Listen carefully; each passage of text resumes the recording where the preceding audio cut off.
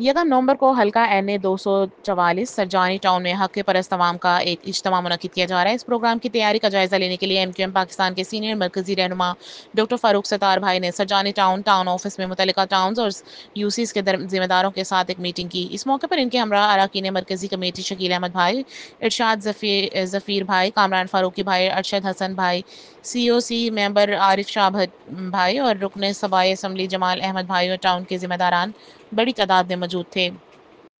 चाहे शहरी व जिलाई शोबे हों,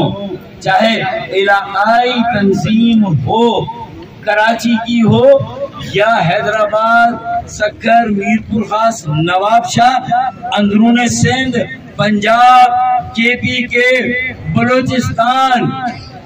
गिलगित बल्तिस्तान, आजाद कश्मीर, शिमाली इलाका जात और कबायली इलाका जात, खालिद मकबूल सिद्दीकी भाई से लेकर नीचे एक एक कारकुन तक MQM पाकिस्तान कल भी अंदर से एक थी, आज भी अंदर से एक है और कल भी अंदर से एक होगी।